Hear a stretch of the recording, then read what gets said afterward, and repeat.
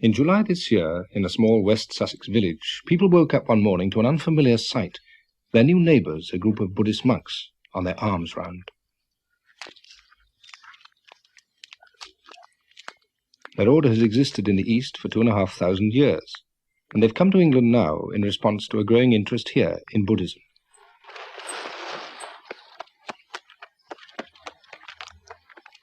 They aim to live the simple and disciplined life which the Buddha laid down for the earliest forest monks. There are many Buddhist groups in Britain, but this is the first attempt at such a traditional approach. They have to follow 227 rules which govern every aspect of their life. The rules provide them with a framework for developing spiritual insight and what the Buddhist scriptures call loving kindness towards all creation.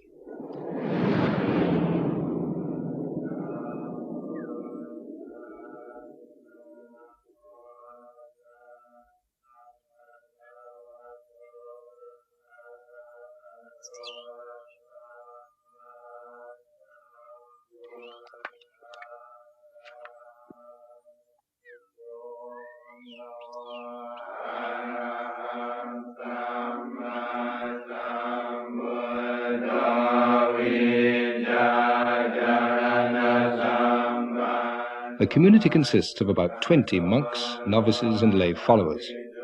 Their day has begun at 4 a.m. with meditation followed by chanting in Pali.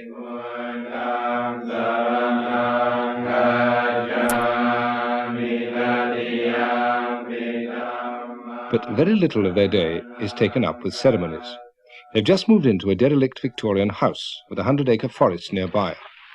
Their first task was to clear up all the debris and make it habitable.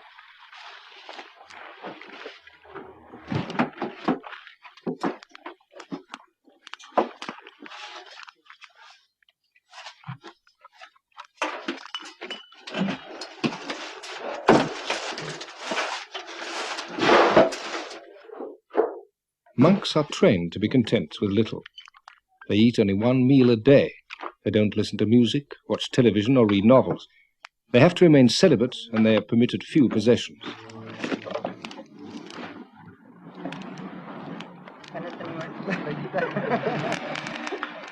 Their aim is to be free of everything which might distract them from their main task, putting into practice the Buddha's teaching about the path to enlightenment.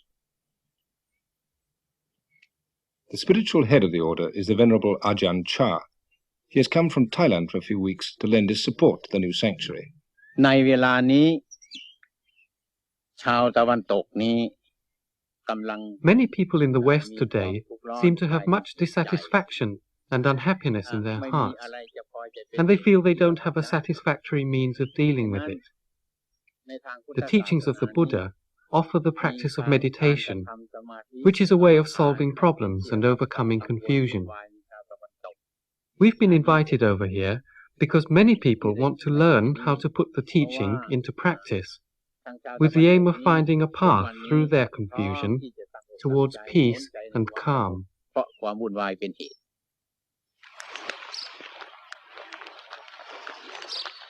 But how is all this going to go down in West Sussex? For hundreds of years, Western Christians have exported their religion. Now, for the first time, the West is on the receiving end.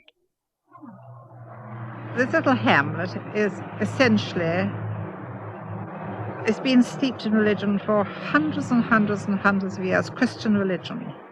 We have this little shepherd's church, we always sort of call it, I suppose it was a shepherd's church, which is in the Domesday Book. And you have the old manor, which was originally an abbey. Even the ground, I would say, was steeped in Christianity. There are just a few people, but they all mind. They do mind terribly. Not that one's anti-anything at all, but this is absolutely alien to the locality.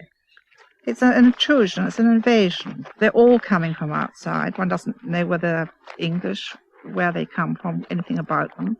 And they're all searching for something. We've got what we want. I mean, we've only got to look out of this wonderful world, and here we've got a God. Always have had a God. Well, we're not at all anti the monks. I mean, in this godless world, anything that has some sort of spiritual content, which we think they have, is better than nothing. I mean, what is there against them, actually? Well, I think their discipline is very high, as far as I understand. I mean, the people I've met are absolutely delightful. I had a fit nearly when I see them come down in the wood. I looked up as I was working, you know, and I, good Lord, what's this coming? But I didn't know they were around, so I got talking to them and found them very friendly. Well, I think it's all right for us. They keep themselves. They won't do us any harm. But I don't know what they're doing now. They searching for food. Yes, I disapprove of that frightfully. I reckon these people can get their own. That's what I feel. I've been about too long, I think. The hardest point for the monks to get across was why they went on their traditional alms round. Were they just scroungers, or was this a vital part of Buddhist practice? To try to explain this and many other points, soon after they arrived, they held a meeting in the village hall. A film was shown on their parent monastery in Thailand, where most of them were trained. These monks in northeast Thailand are on Bindabat, the daily dawn walk to receive their food offered by the villagers.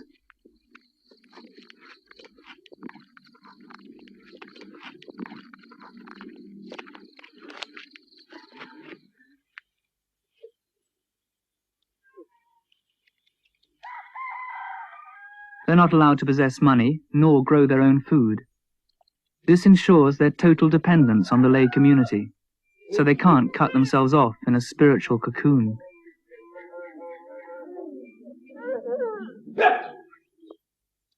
For the laity, Bindabat is a way of paying respect to the discipline of the monks, and also a way of making merit, which many believe brings good fortune in this life and in future rebirths.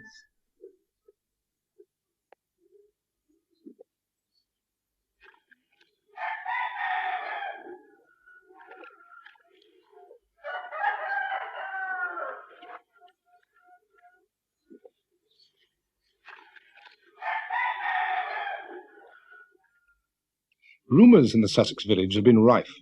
If they weren't the Moonies, then they were communist spies, or the abbot was the king of Thailand in disguise. There were many questions to be answered.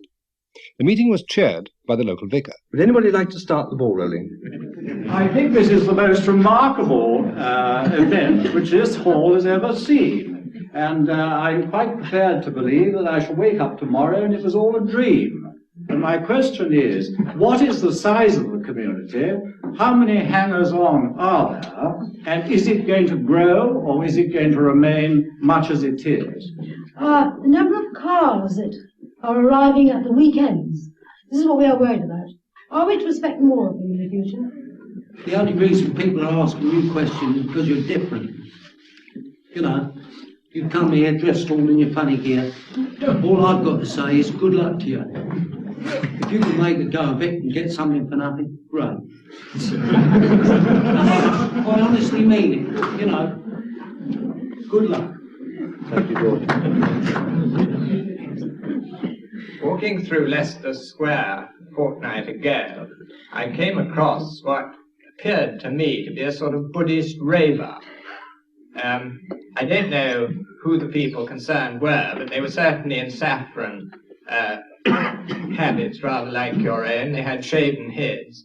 They were banging cymbals and had really gone completely ecstatic.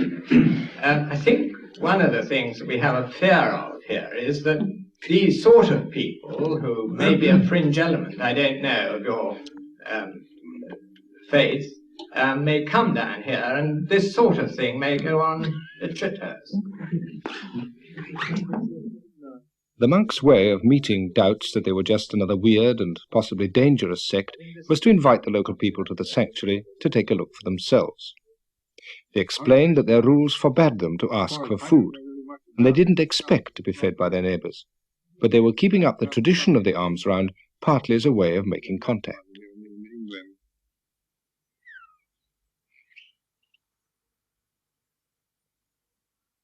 Their one meal a day has to be eaten before noon. Part of their food will be grown by their lay helpers, and the rest will be donated by Buddhist supporters from further afield. Today it's been given by the Hampshire Buddhist Society.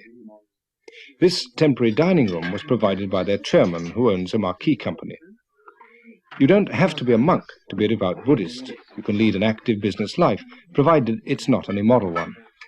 We've come today to offer a meal to the monks, which is known as dharma, and this is an act of giving which establishes a sort of a relationship between lay people and the monks. And it's not, as is often thought, a case of just giving something to gain merit, but ideally, or in the perfect way, giving dharma is a case of giving a little bit of oneself, and so it's in keeping with all the basic Buddhist teachings of the dropping ones he has. I've been asked why I'm Buddhist. It's not very easy to answer that because it's a slow process, and I think a gradual confidence grows, but I suppose it comes down really to the fact that I see, well, it's called dukkha in Pali, which is the old Buddhist language. Probably I understand it as dis-ease, imperfection or suffering, and I see this in others, but more importantly in myself.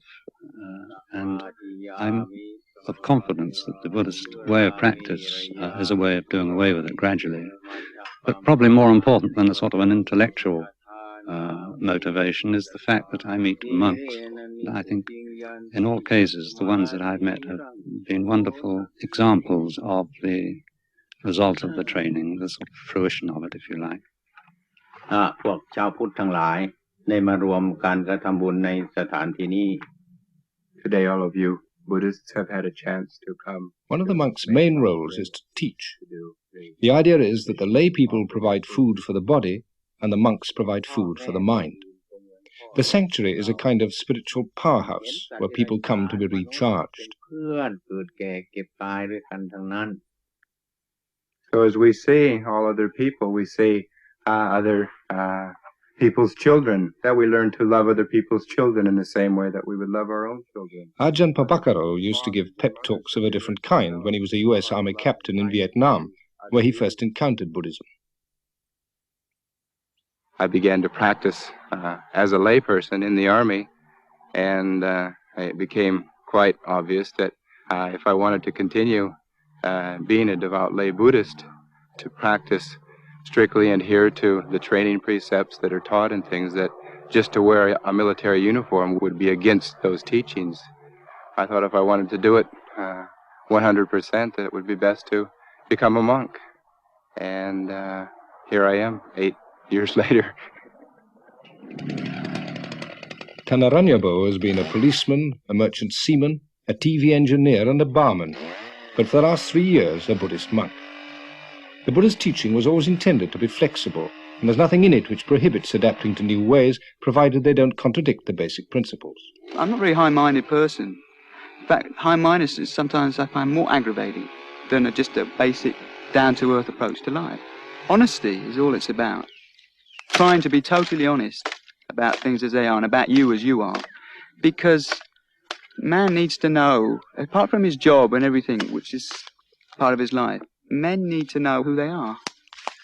Who you are and what you are, not what you're doing, what you are, is very important. And monks are concerned more with that. Because, I mean, I myself have done many things, different kinds of jobs. But I didn't know who I was. If a man gets too separated from the world or his environment, he gets ill. I think I've seen that in myself and in other people, a certain kind of alienation, loss of harmony. To have harmony, you need to know yourself. And harmony is the greatest peace and happiness. If you don't have harmony, it doesn't matter what you've got.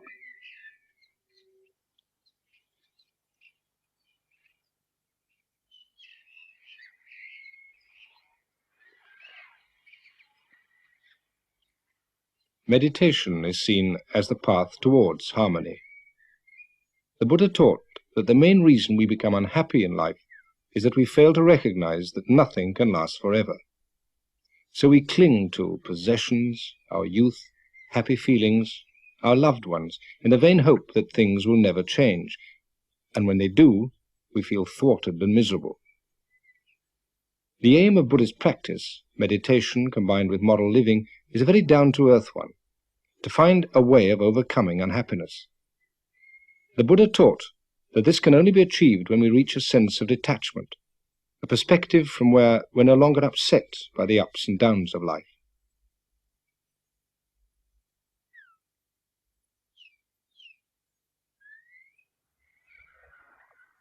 When we accept that all existence is impermanent, we begin to take things in our stride. And once we stop clinging to things as though they last forever, then we begin to overcome unhappiness.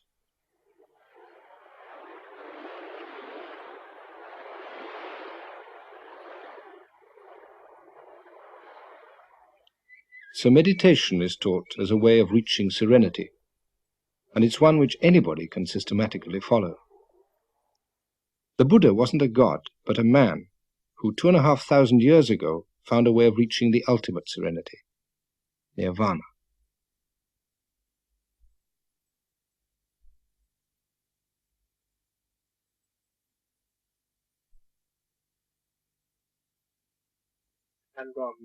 But meditation isn't regarded as something just for monks. Does your meditation include the mindfulness aspect which was taught by the Buddha?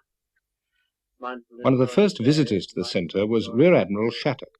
He developed his meditation technique when he was Admiral commanding the Malayan area. I think what is significant about meditation at the present moment is the way in which it's spreading.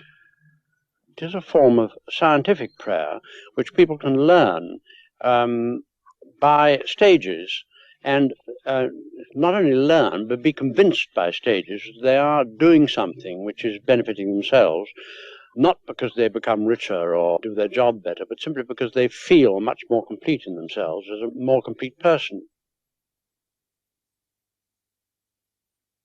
The object of the exercise is simply to find the inner resources of your being and make more use of them in your daily life. When one has the greater sensitivity that the development of the mind gives you, you are better able to know how to help your fellow men and what they need and what you yourself can give them which will help them on their way. I think this is the object. It's a selfless object. It's not a selfish object, although selfish satisfactions may come from it incidentally. Meditation is often thought of as a self-centered pastime associated with hippies and dropouts rather than admirals. But many of the people here have come not to escape the world, but to find out how to be more effective in it. I'm an occupational therapist. I was working in a psychiatric unit with people who had different kinds of emotional disturbance, and I enjoyed the work, but I felt that there was probably a better way to help people, and that really I needed to learn a bit more about life and about myself so that I could begin to have some understanding of the sort of things that were happening to these people.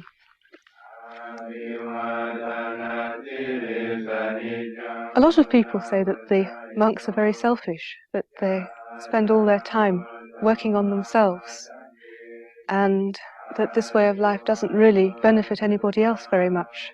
But it's benefited me enormously, because what they're doing is living a teaching, and they're making it work, and showing other people that they can make it work too.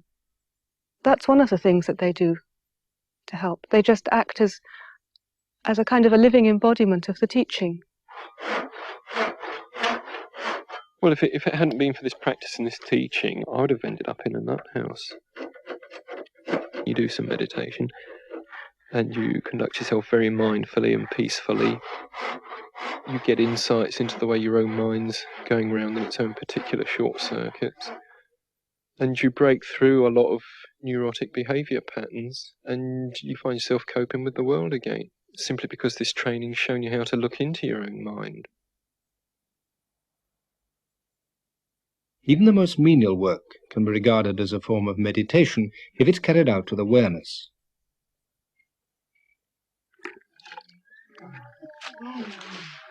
The aim of the training is to make them constantly aware of the present moment. Since monks are forbidden to till the soil, this is done by a novice or layman. One of the community is a former property millionaire who now seeks a different kind of satisfaction. No, not digging. Just the weed. I show you. You see? Okay. In charge of the gardens is Walter Stangl. As a German soldier in the last war, he was imprisoned by the Russians in Siberia. For some years he was a Buddhist monk himself, but most recently he's worked as a head gardener at Kew. Now he's decided to devote the rest of his life to this community. See, you take it off, put it here in. Yeah. Through Buddhism, I found out more or less or a little bit who I am, and I'm still discovering how little I am. Buddha said, don't believe in me, what I say, just find out for yourself, not believing and thinking it's this is or that this way. Stand on your own feet, be your own explorer, your own discoverer, and see what is on. What's the meaning of life? What's the purpose to be here? Is it just the purpose here to accumulate money, property, houses and cars and all the rest of it? I don't think so. There must be something else. And I feel Buddhism is coming more and more to Europe.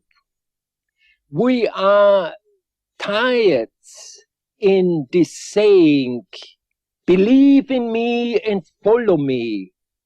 Now this Buddhism is coming to waken up people, to find out for themselves, what is it?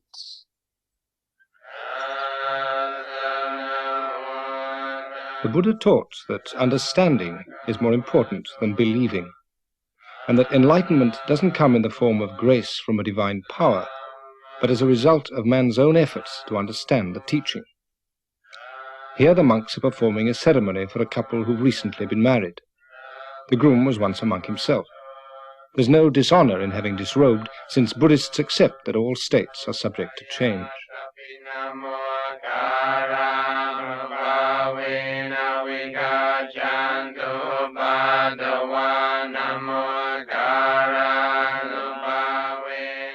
Buddhist ceremonies aren't considered as sacred, merely as a means of focusing the mind, and they don't always have to be conducted with solemnity.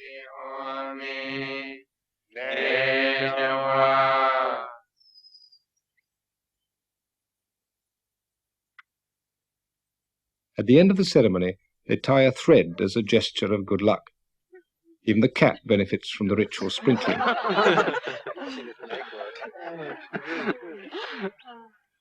We'll probably get letters from me. Doris. Who'd be a Buddhist cat? Soon after their arrival, the monks were visited by 3 senior members of the Anglican clergy. The local rural dean is Canon Hayman. Could be asked why you come from another culture wearing the particular robes that you do wear into our society, which has a long, rich tradition of spirituality and meditation. When I was asked to come to England, people would say, are you going to wear those robes? They'll only repel people. People will think you're some kind of hippie or freak, and that it will not help Buddhism at all. You should dress for the particular cultural setting you're going to.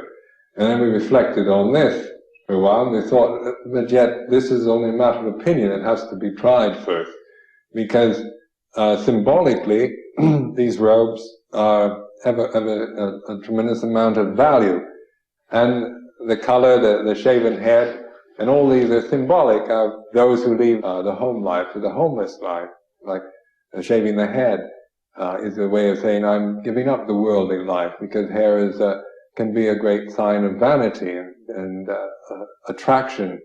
But we're not here to criticize or to fault find with the society, but to show by our own example a way that is possible to live in this society without being caught in the foolishness of it.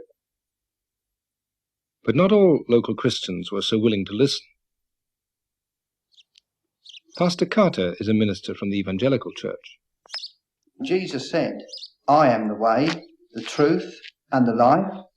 No man cometh unto the Father but by me. I am the door. And what's happening? All these false religions are coming in from the East. False cults are coming in from America. We're dabbling in the occult, and this is not the answer. The answer is found in the Lord Jesus Christ. And so come back to your question. I'm sorry, and I'm grieved that England is now turning to all these false religions which are not really the answer. Buddha is dead, but Jesus Christ is alive. It is a great responsibility, but it is a joyful responsibility to go and tell all mankind about the love of the Lord Jesus Christ. Hello.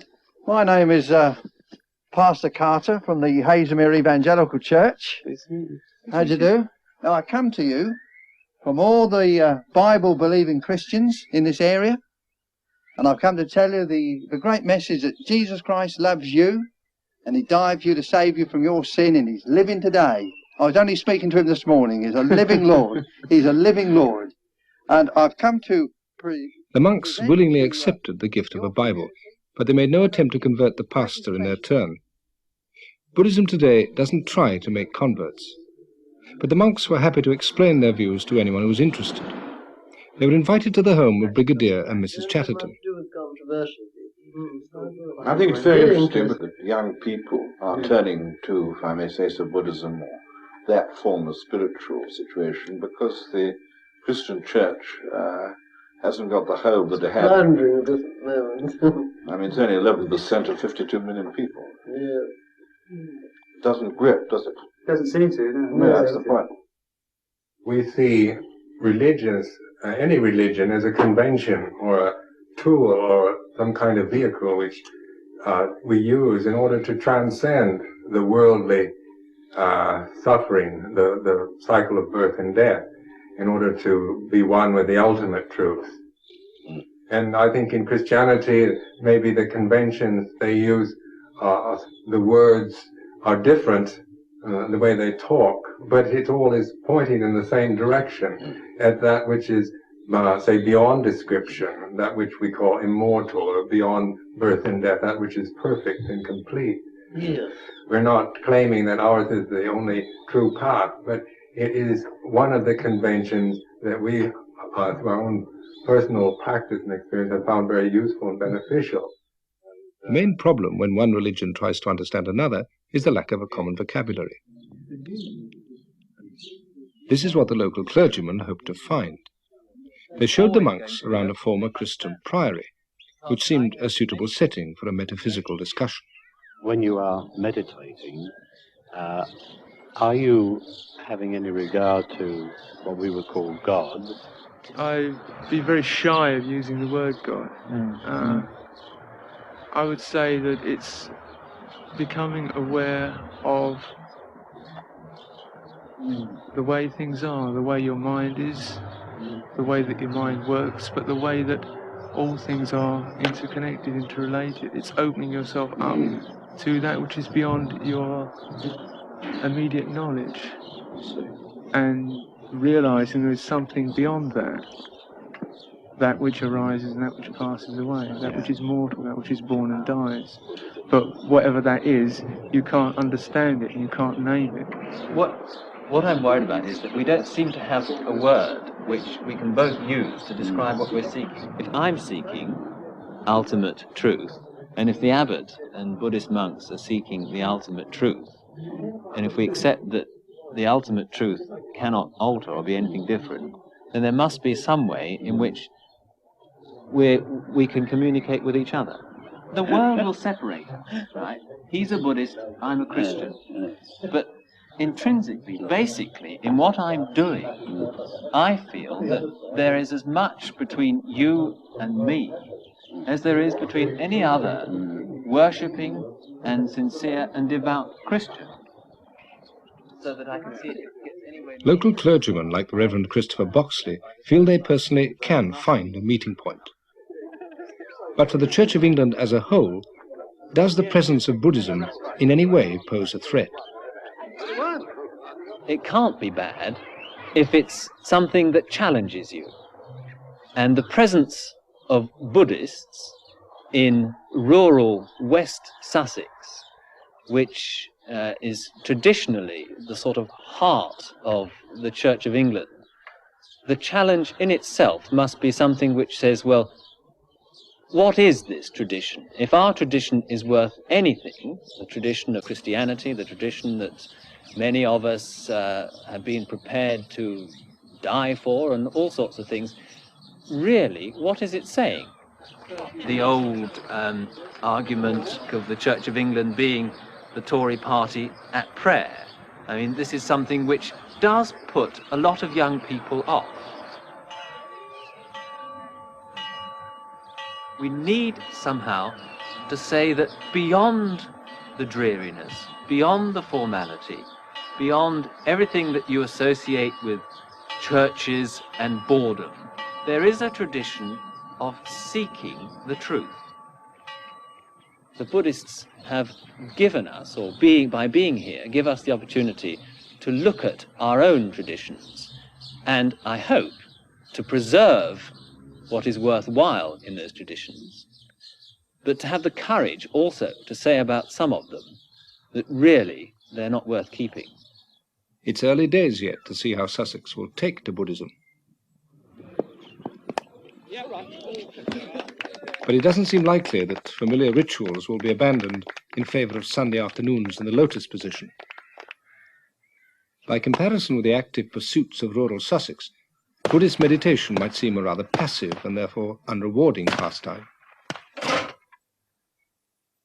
The monks don't condemn the active life, but their hope is to demonstrate to their neighbours that the most effective actions come from a still mind, and that the path to the still mind is meditation. The Buddha said, when a man attains wisdom through the teaching, he becomes serene and at peace, like a lake, which is deep, clear, and still. Many people say Buddhism is very nihilistic, which, when you look at it in terms of you, your little self, living in this vast universe, it is. It's a total annihilation in a sense. But it's an annihilation of that small-minded way of looking at the world, always from you, ego-centered thing. But that's not all there is. And when that dies, something very beautiful comes into being. And that's the side of people who don't understand when they make that accusation. And as I've seen with people who've meditated, the more they've stuck it and meditated and their self has been ground away, they just start to blossom. It's incredible. I mean, if that's death, I mean, that's fine with me. All this can never be fully understood if all we do is talk about it. Just as we can never know whether an apple tastes sweet or sour, unless we actually taste it for ourselves.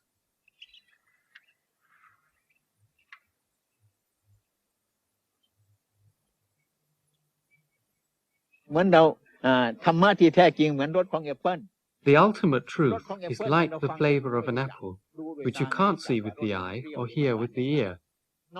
The only way to experience it is to put the teaching into practice. Once you've tasted it, you'll no longer be in any doubt about its flavor, and you won't have to ask anyone else. The problem will be solved.